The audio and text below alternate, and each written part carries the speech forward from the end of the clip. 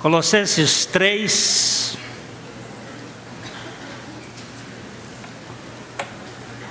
Às vezes eu fico pensando como é que se morre de fome com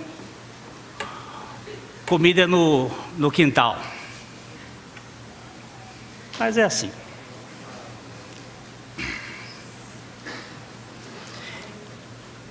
Colossenses 3, 18, 19, 20, 21, 4, 20, 22, 23, 24, 25, 4, 1.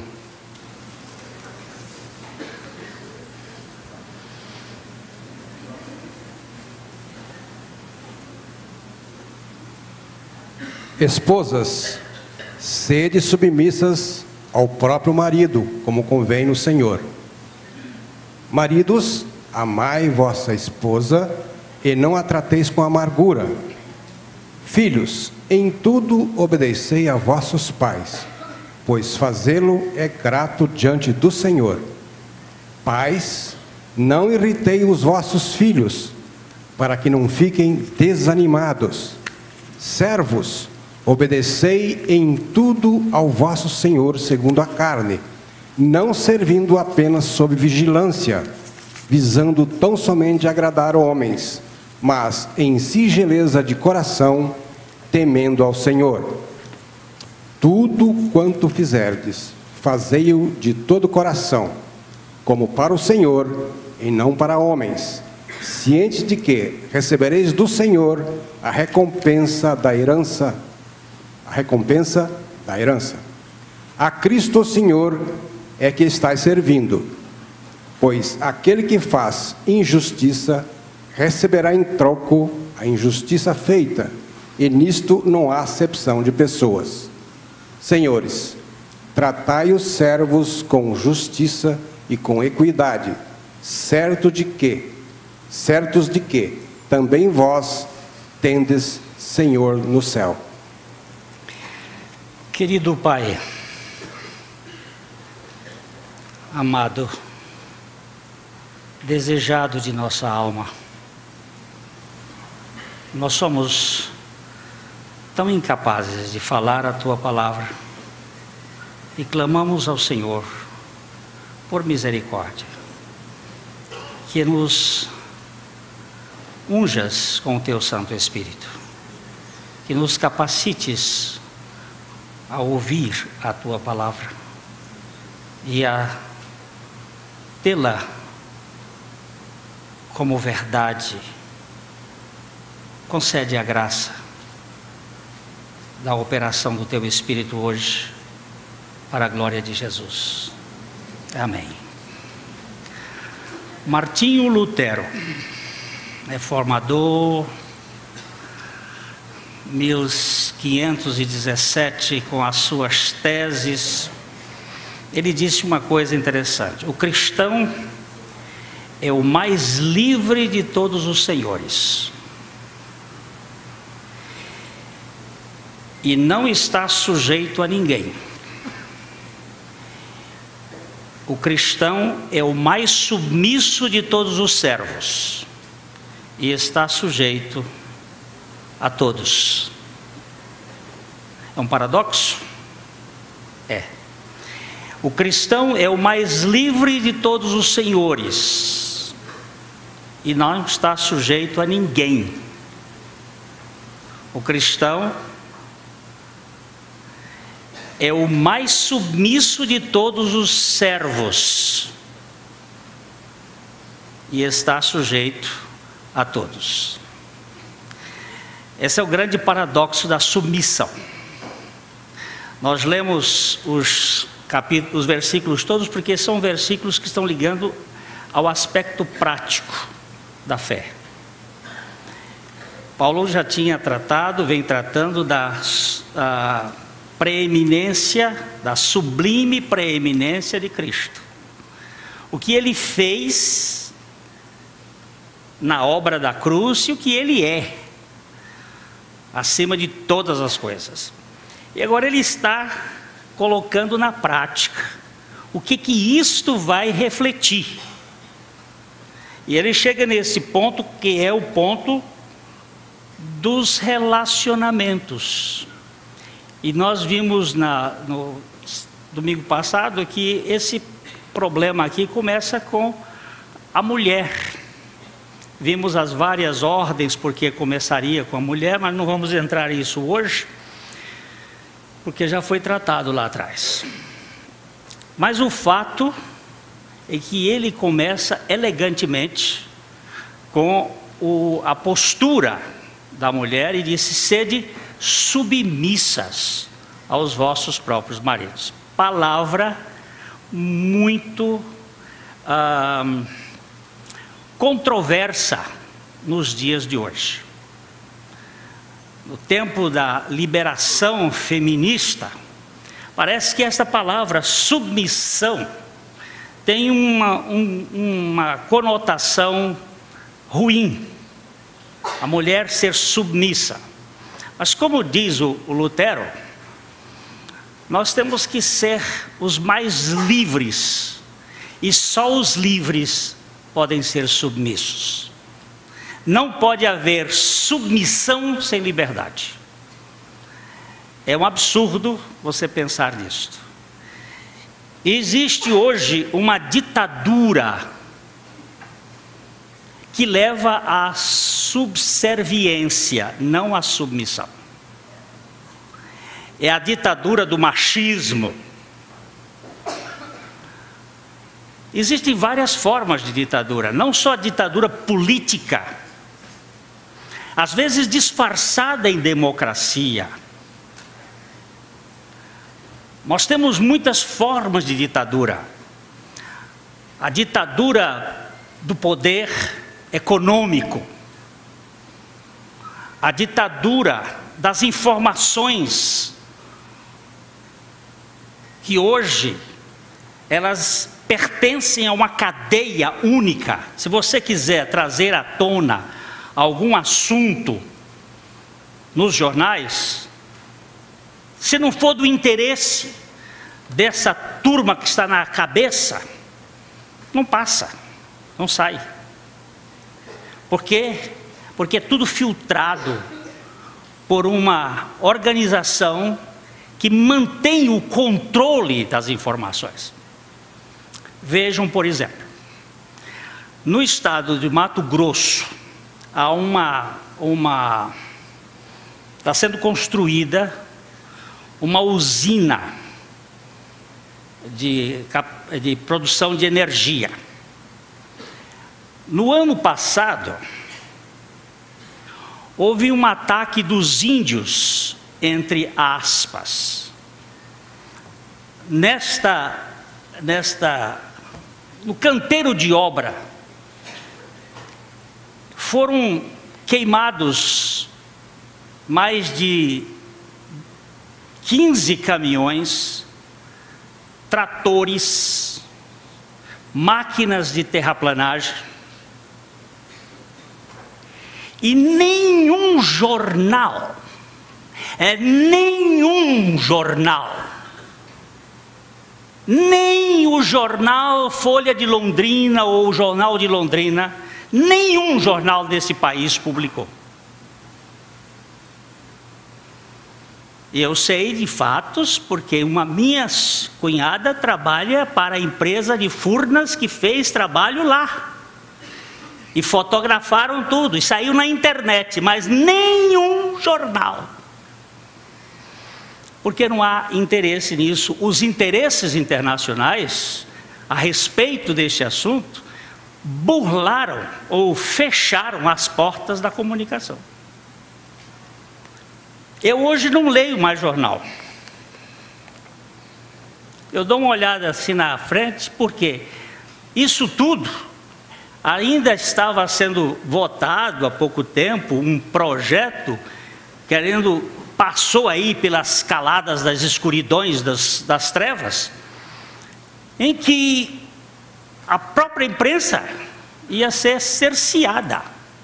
Ela já não tem força, e mais ainda, então, em nome de democracia, há uma demoniocracia. agindo nos meios de comunicação. Então, ditaduras existem por todos os lados. A ditadura do ter. E aí se inventa cada coisa. Eu vi na internet agora os pastores, um pastor dizendo que era para jogar fora todo o produto da maçã.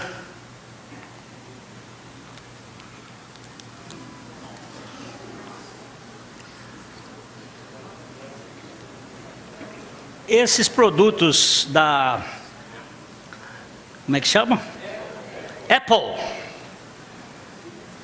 Porque eles foram produzidos no inferno. E a maçã foi a fruta proibida. Isso está aí na internet, viu? Por favor.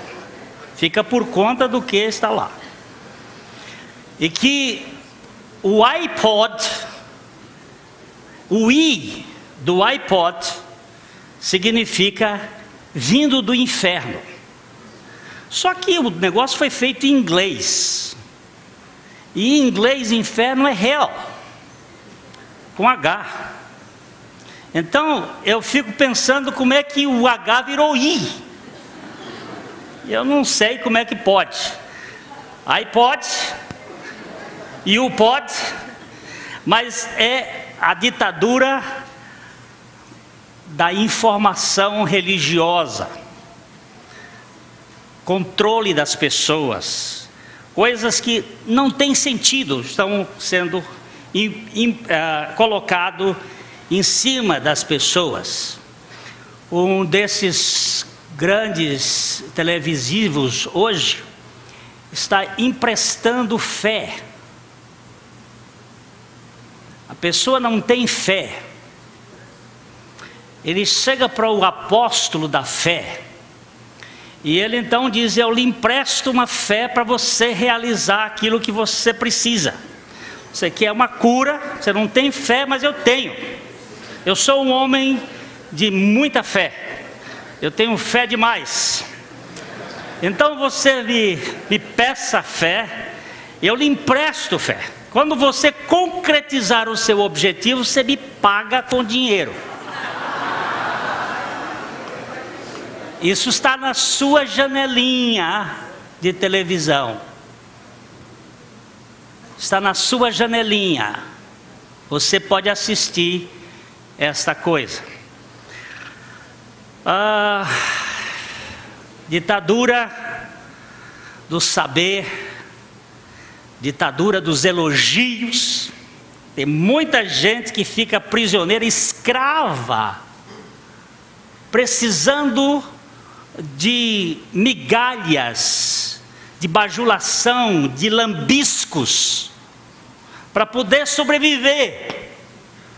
Então, aquelas feras que foram construídas para manipular as pessoas, chegam nelas e soltam uma dose de elogio.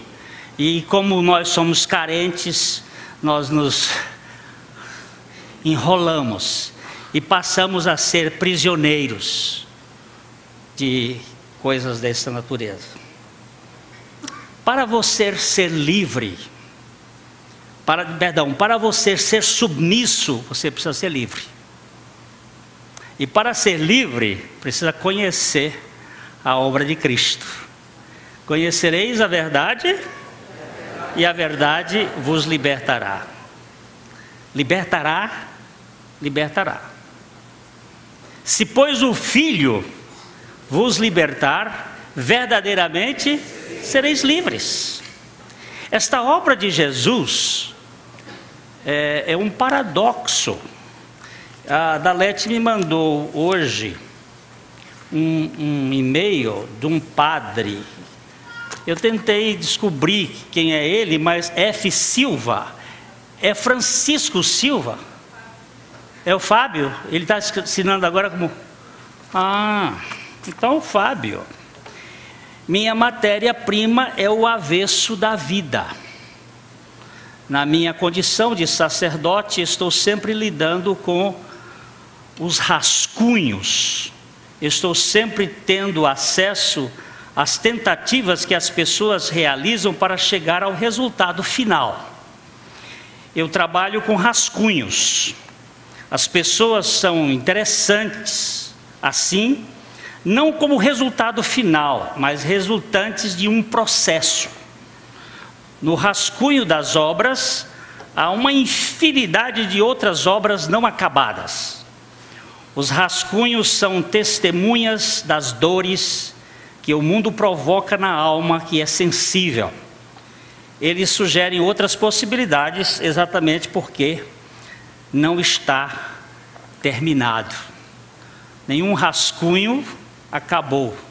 Eu me lembro que uma vez eu cheguei lá na minha cidadezinha, em Correntes, no Piauí, e tinha um americano que veio pregar, e ele punha um cavalete na frente, e punha aqueles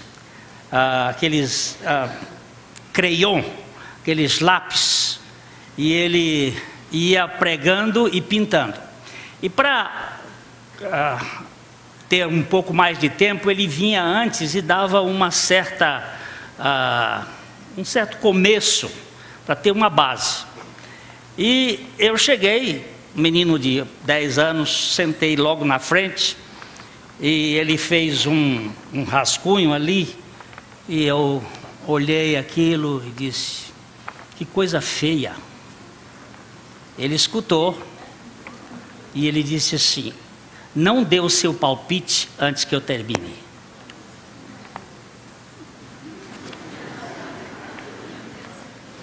E essa lição ficou. Quando ele terminou, era um belíssimo quadro contando a história do filho pródigo. E tinha toda aquela... Agora, ele virou para mim: agora você pode julgar, gostou ou não? Eu tive que dizer: lindo. Então você nunca julgue uma pessoa enquanto Deus não terminar. Às vezes leva 120 anos, como é o caso de Moisés. Às vezes um tempo menor. Fico pensando nos fracassos como rascunhos. Não são definitivos, são apenas caminhos que sugerem grandes obras. Por isso não precisamos temer o insucesso. O fracasso só será definitivo para aqueles que o compreenderem como ponto final da obra. É melhor encará-lo como reticência. É assim que compreendo o Calvário de Jesus, momento tão importante para a fé cristã. É um grande paradoxo. O libertador está preso, o rei está flagelado, o Senhor da vida está morto. Há em tudo isto uma contradição inegável. E foi exatamente nesse paradoxo que ousei colocar minha esperança. É desse cenário que eu parto.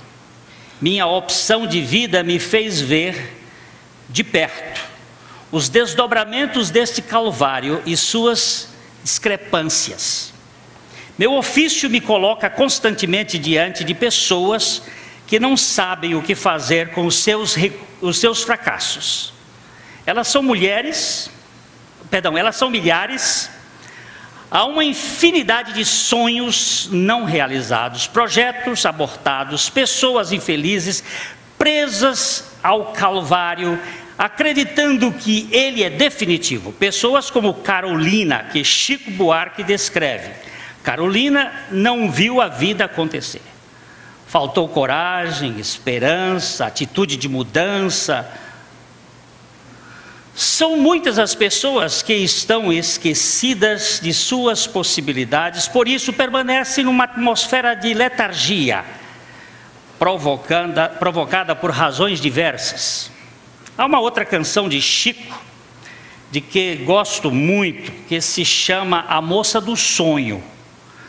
Há uma estrofe que diz: um lugar deve existir uma espécie de bazar onde os sonhos extraviados vão parar.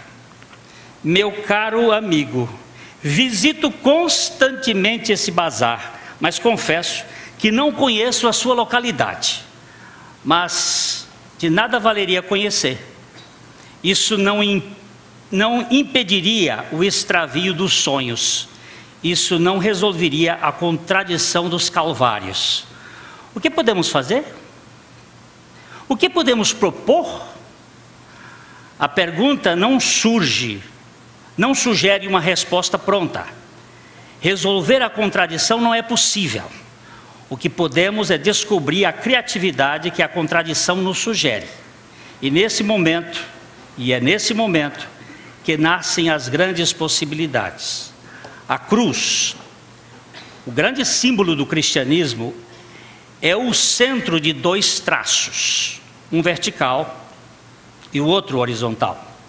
Podemos fazer uma leitura muito interessante dessa simbologia. O Calvário é o lugar onde dor e esperança se encontram. No extremo da dor é possível enxergar o plantio de alegrias futuras. A vida é dialética sempre. Força e fraqueza constituem os dois traços da cruz. Ela é a congruência de duas linhas. A horizontal nos lembra a condição humana, fragilidade, que não pode ser negada. Grito de dor em tarde ensolarada, quando a população inteira subia a ladeira da velha Jerusalém para acompanhar de perto o fracasso humano do Jesus histórico. A linha horizontal é metáfora do destino de sofrer na carne a finitude, desdobramento de um processo encarnatório que não foi aparente, mas pleno. Na linha vertical encontramos a divindade de Jesus. Ela aponta para a transcendência, brota do chão e se destina ao céu.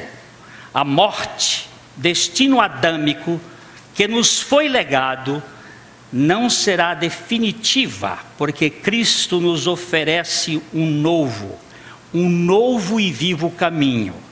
A ressurreição é a nova categoria. A verticalidade de Cristo nos encaminha para a beleza da redenção.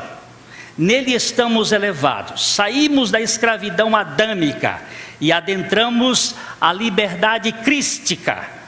Mas veja bem, as duas linhas continuam cruzadas. A experiência humana se desenrola na trama deste encontro. A contradição continua estabelecida, porque a salvação é convite e não imposição. As duas linhas não se anulam, mas se colocam na mesma possibilidade. Cristão ou não, o certo é que todos nós sentimos na carne o embate dessas duas linhas. A dor é um território santo. Ao consolar os corações, podemos dar início ao processo da cura. É deitar a toalha branca sobre o altar do coração humano, reconhecendo nele a dor que precisa ser redimida e elevá-lo para o céu em prece. É a ausência humana sendo curada através da presença comprometida, movida por uma esperança operante, que encontra motivos para continuar na celebração que nasceu da ausência sentida. O que é cruz? É um cruzamento, é uma encruzilhada entre o divino e o humano, em que ele, de braços abertos, recebe toda a natureza arrogante, pretensiosa, soberba, autossuficiente, julgadora, crítica, murmurante, que nós herdamos de nosso pai Adão. Não podemos ser submissos. Sem a cruz não há submissão. Pode haver subserviência, acomodação. Submissão não é capachismo. Submissão é a capacidade de uma pessoa liberta resolver servir o outro, com humildade. Esta mesma palavra aparece na pessoa de Cristo. Lucas 2:51.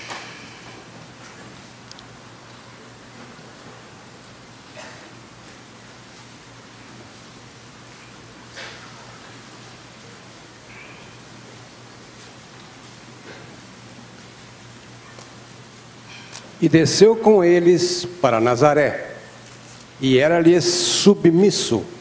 Sua mãe, porém, guardava todas estas coisas no coração. Parece que a ausência de Jesus na companhia dos pais que tinham vindo para o bar mitzvah, aquele momento de consagração da criança que passa da sua idade de dependência para a sua idade de homem, foi aquele gesto de Jesus ter ficado na casa de Deus, no templo, conversando com os doutores da lei, que quando Maria e José chegaram lá e fizeram a observação, nós te procurávamos, e ele disse, vocês não sabiam que me era conveniente tratar da agenda do meu pai?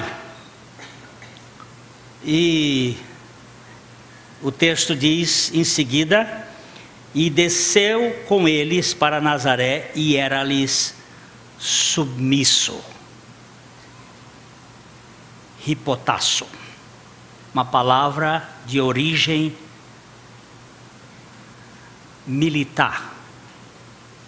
Jesus também foi submisso a seus pais, muito submisso, porque ele sabia o que significa o princípio de hierarquia sem ser mandão. A hierarquia de servir, de amar.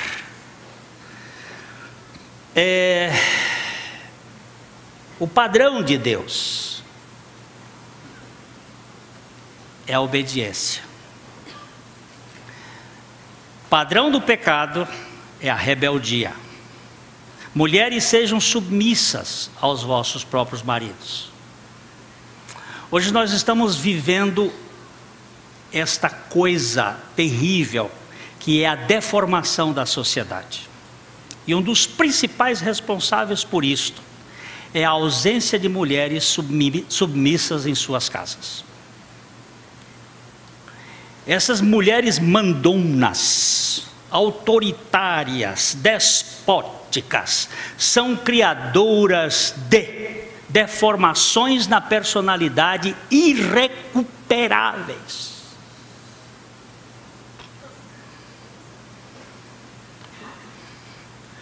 Eu não estou falando de mulheres subservientes e bestonas e idiotas, escravizadas debaixo do sapato de maridos machões. Eu estou falando de mulheres insubmissas, porque a insubmissão pode estar debaixo da capa de uma atitude de subserviência. Ela está ali quieta, mas ela está insubmissa. E isto reflete no comportamento do filho. Porque não é da boca, não é da palavra que nós aprendemos, é do comportamento que nós aprendemos. É do modo de vida.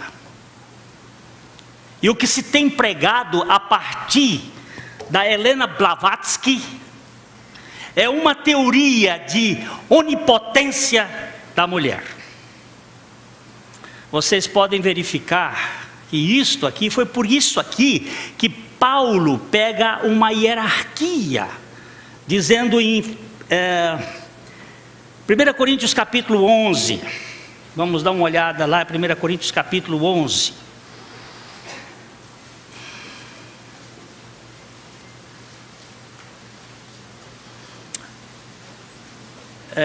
verso 3,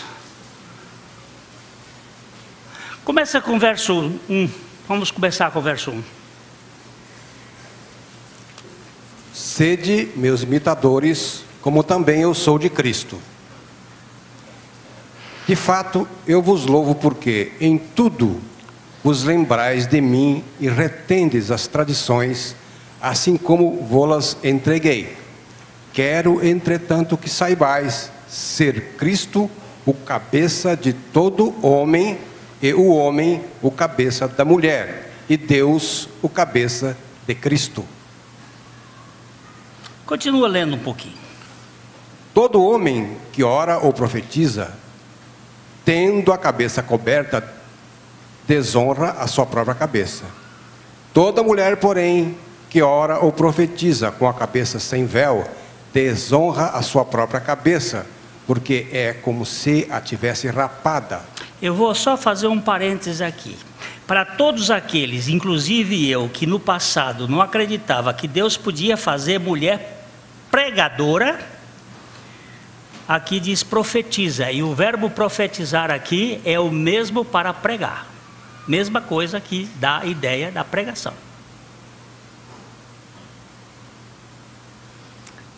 Então as mulheres podiam orar ou profetizar, mas com a cabeça coberta, com um véu. Verso 6. Portanto, se a mulher não usa véu, nesse caso, que rape o cabelo. Mas, se lhe é vergonhoso o tosquear-se ou rapar-se, cumpre-lhe usar véu. Então, por que a mulher não podia raspar a cabeça? Porque só quem raspava a cabeça eram as prostitutas. Você descobriu uma prostituta na rua pelo cabelo. Então você não precisava dar uma cantada numa mulher. Você ia logo para a zona. Como as pessoas viajavam muito, elas já eram identificadas. Se uma mulher tinha coque ou tinha véu, essa mulher não era para ser mexida. E Paulo está usando uma questão de usos e costumes da época. Agora, querer botar véu hoje é uma anomalia do tempo. É a mesma coisa que deixar os homens vestidos de calça. Devia vestir exatamente como Jesus andava.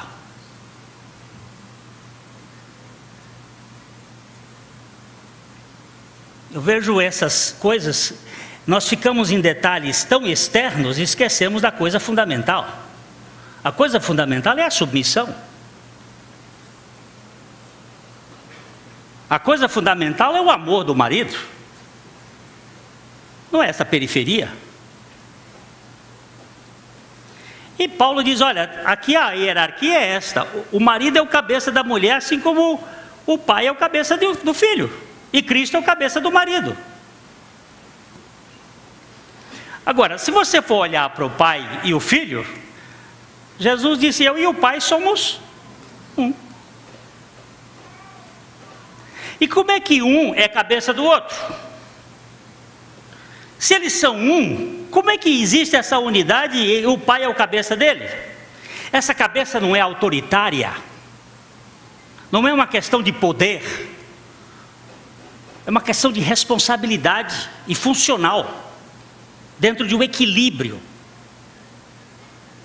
Até nas manadas de animais, existe aquele animal que se torna o chefe, a madrinha do grupo. Mas não é uma questão hierárquica, simplesmente, de poder. Mulheres, sejam submissas aos maridos. Isto é, equilíbrio de saúde. O psiquismo da mulher foi feito um pouquinho diferente do homem. E Deus já disse lá, o teu desejo será para o teu marido e ele te dominará. Uau! Isso é absurdo hoje em dia. Mas é saúde. Se tiver homem dentro de casa, a mulher vai ser equilibrada. O que está faltando hoje é macho. Tem que segurar as calças aqui. Está faltando homem, mas não é homem que dê o dedo em cima na cara, não. Macho que eu conheço é aquele que ama. Macho que eu conheço é Jesus Cristo. que não impõe goela dentro, mas que amou a sua igreja e deu-se a si mesmo por ela.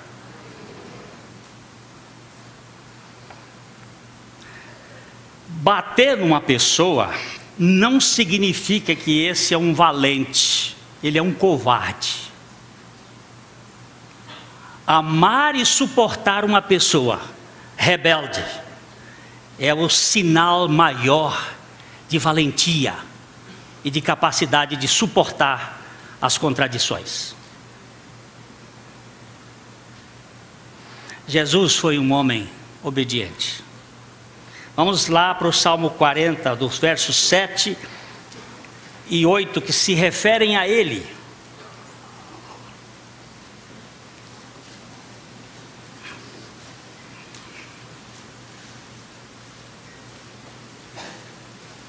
Então eu disse: eis aqui estou.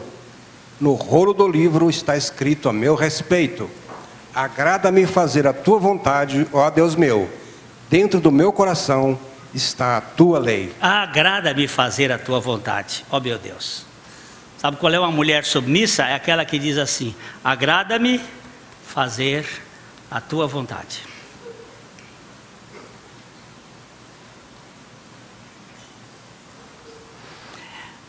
Mas por que esse agrado do filho é em fazer a vontade do pai? Porque o pai ama o filho incondicionalmente. É no nível do amor que existe a submissão. É no padrão do amor que existe o desejo de fazer a vontade do outro. Não é por dever em si, não é por interesse, não é porque eu quero levar vantagem que eu vou obedecer. O nosso sistema é assim: se você for um filho bom e tirar nota boa no final do ano, quando você terminar o curso, eu lhe dou um carro. Isso aí é chantagem, de obediência por chantagem, por levar vantagem.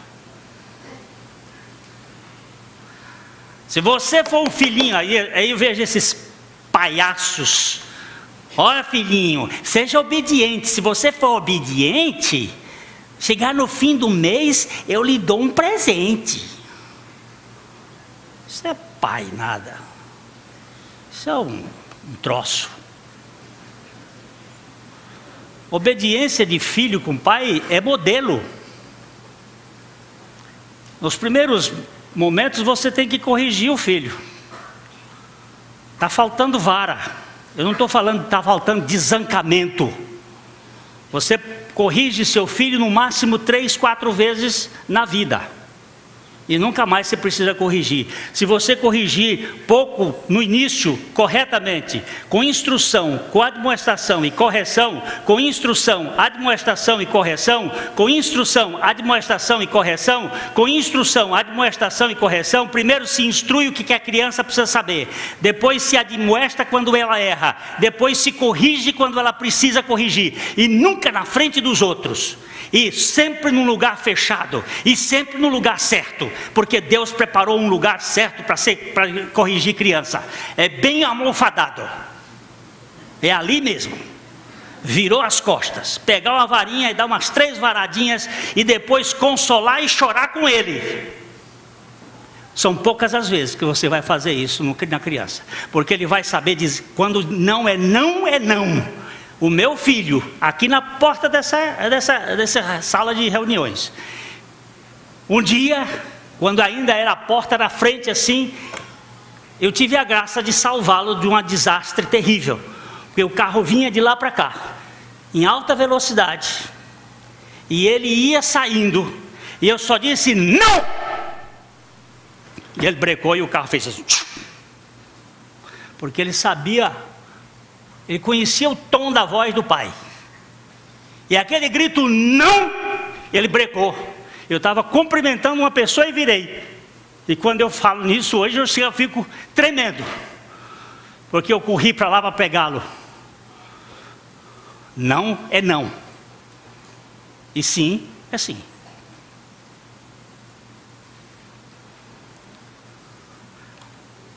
Pais, obediência, filho, é modelo. Uma vez eu contei uma mentira para o meu filho. Ele queria ir para um jantar. E eu disse, nós vamos para uma reunião. Você não pode ir. Eu quero ir. Não pode, eu vou para uma reunião. Peguei o carro, saí. No meio do quarteirão, o Espírito de Deus me tocou e disse, filho do diabo. Todo mentiroso é filho do diabo. É esse o seu modo de viver? Fui lá, virei o carro, voltei. Cheguei, ele já tinha parado de chorar, estava com a moça. Aí eu disse, filho, eu vim lhe pedir perdão. O que foi? Eu disse para você que eu ia para uma reunião e é mentira. Eu vou jantar com sua mãe. Mas você não vai.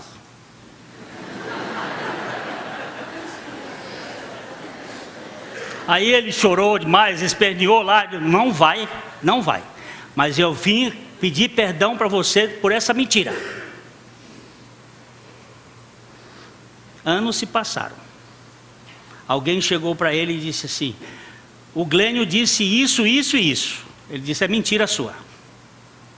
Porque ele me contou que foi assim e meu pai não mente para mim.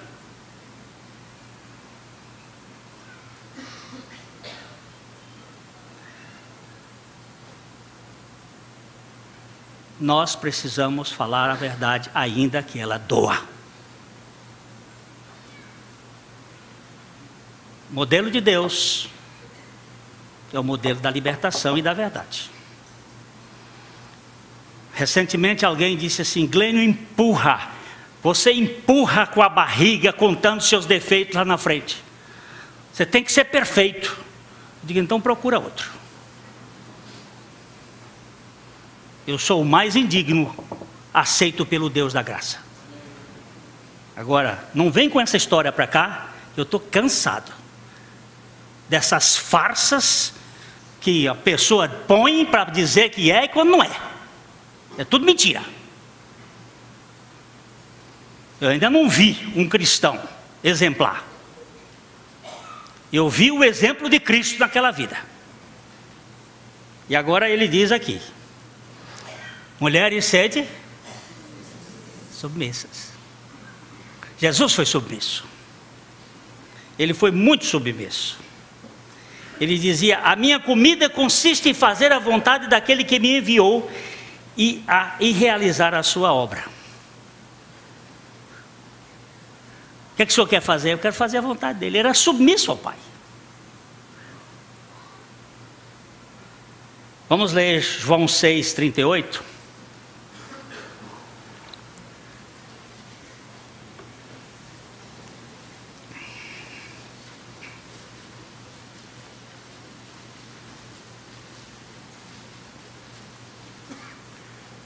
Porque eu desci do céu, não para fazer a minha própria vontade, e sim a vontade daquele que me enviou. Ó. Para que ele desceu do céu? Por que ele dizia, eu não quero fazer a minha vontade? Porque a sua vontade tinha sido de boa vontade entregue à vontade do Pai. Eu quero fazer a tua vontade. Não adianta dizer, mulheres, sede submissas aos vossos próprios maridos, se ela não tem natureza de obediência. Isso aí é um peso desgraçado.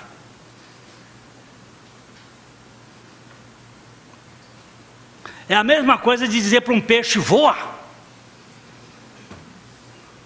Não é da natureza do peixe voar. Então não tem possibilidade de você impor essa verdade. Mulheres, sejam submissas aos vossos próprios maridos. E é impossível você dizer assim, maridos, amai as vossas mulheres. As vossas não, a vossa.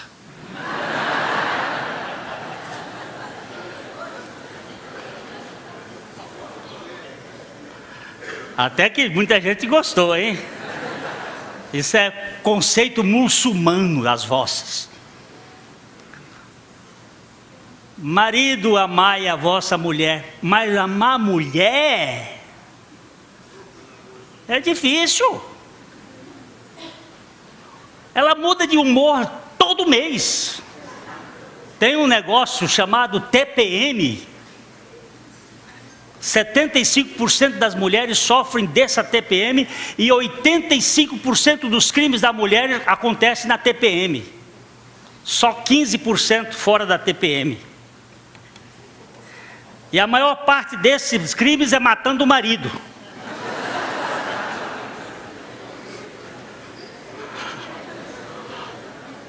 Agora, maridos, tomem cuidado com o chá da meia-noite, no dia da TPM.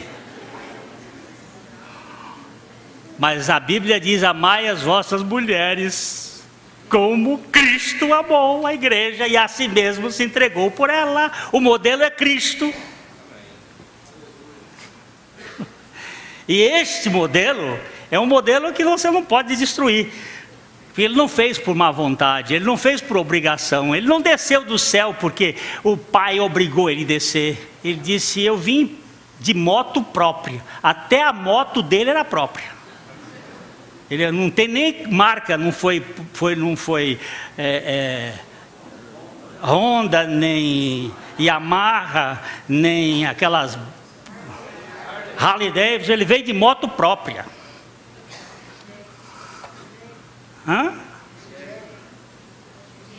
De jegue, a moto dele era jegue. Eu até não tinha pensado nessa não. Ele andou pelo Nordeste do Brasil, passou lá pelo Piauí. Eu estou dizendo que o Piauí é o paraíso? Até lá tá. Amar mulher.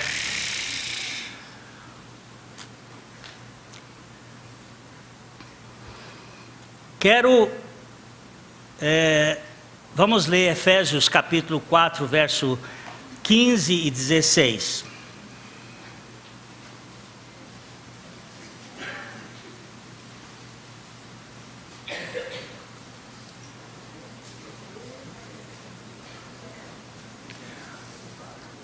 Mas, seguindo a verdade em amor, cresçamos em tudo naquele que é a cabeça, Cristo, de quem todo o corpo, bem ajustado e consolidado pelo auxílio de toda junta, segundo a justa cooperação de cada parte, efetua o seu próprio aumento para a edificação de si mesmo em amor. Eu hoje termino o mais abatida nas mulheres. Eu estou dando um pouquinho de leve nos homens, mas domingo que vem nós vamos ver os homens. Mas hoje eu quero falar mais um pouquinho sobre isso. Ele disse assim: nós precisamos crescer em amor. Essa palavra aqui é ágape. É o amor de Deus. Não é o amor estorgue, não é o amor filia, não é um amor eros, mas é o amor de Deus. Cresçamos nesse amor em Cristo. Porque aí a submissão se torna uma coisa compatível com a natureza. Está lá a natureza, está lá a realização. Como minha natureza, ela é anti-Deus, ela é contrária a Deus, ele precisa fazer uma obra de transformação em nós. E essa obra de transformação é de fato a cruz. Não é possível um ego ser educado para as coisas de Deus. Ele pode ser educado para as coisas da etiqueta social, mas as coisas de Deus não fazem parte do ego. Ele precisa ser erradicado, morto. E só assim nós conseguimos andar. Efésios 5, 22, 23 e 24.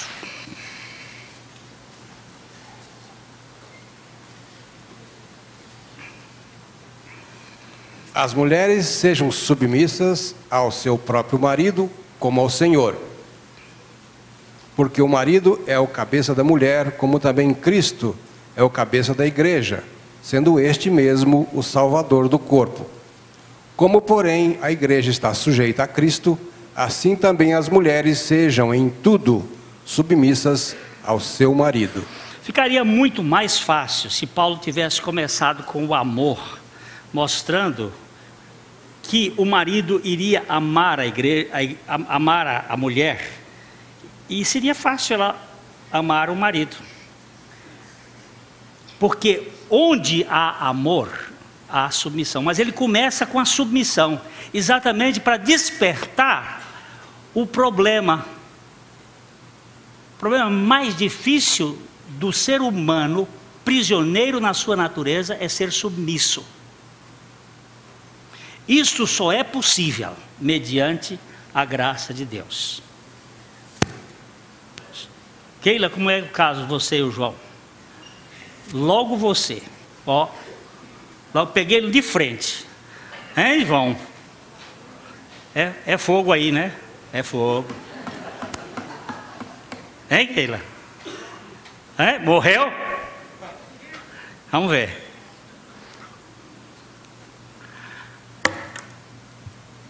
Por que existe tanta dificuldade relacional entre nós nos nossos lares? Porque faltam esses dois pilares. O homem não precisa tanto de amor quanto precisa de amor à mulher. E a mulher precisa se submeter ao seu marido. Se o seu casamento fracassar, o responsável número 1 é o marido, não é a mulher. Se seus filhos fracassarem, o responsável número 1 é o marido e não a mulher.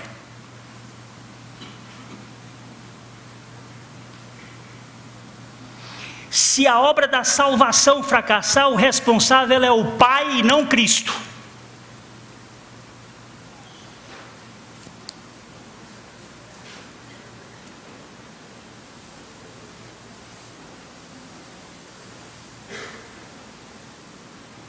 Cuida da sua mulher.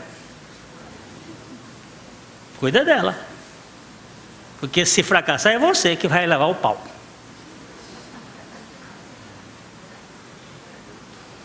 Não vem com o Jotinha pra cá não, viu? Nem com o Jotão. É aí. Né, seu Fernando? Queridos, domingo que vem eu vou continuar nesse mesmo ponto. Porque morto não tem contabilidade. Joaquim nunca fez uma contabilidade de um defunto. Já fez? Encerra tudo, não encerra? Morreu.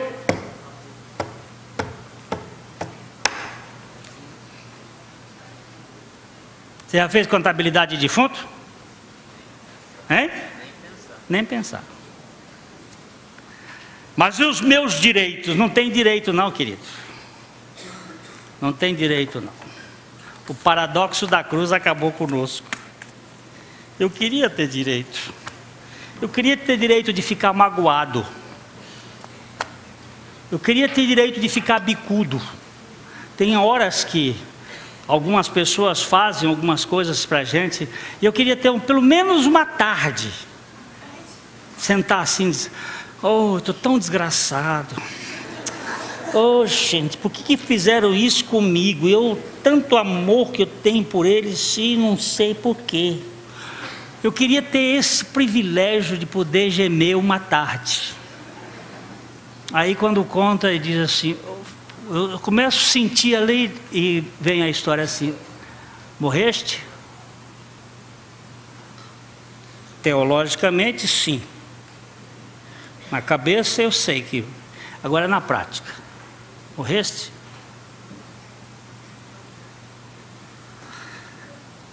Morreste?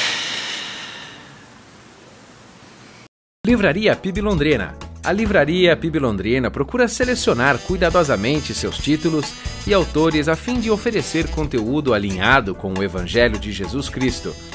Bíblias, livros de teologia, filosofia, devocionais, literatura infantil, biografias, comentários bíblicos e muito mais. Dispomos também de um acervo de CDs e DVDs das quase 4.000 mensagens ministradas na primeira Igreja Batista em Londrina. Visite a Livraria PIB Londrina e conheça ainda mais. Livraria PIB Londrina, de segunda a sexta, às 13h30 da tarde, às 6 horas. Endereço: Avenida Paraná 76A, próximo ao Calçadão, no centro de Londrina. Ligue para 3372-8921 e acesse o site www.livrariapiblondrina.com.br.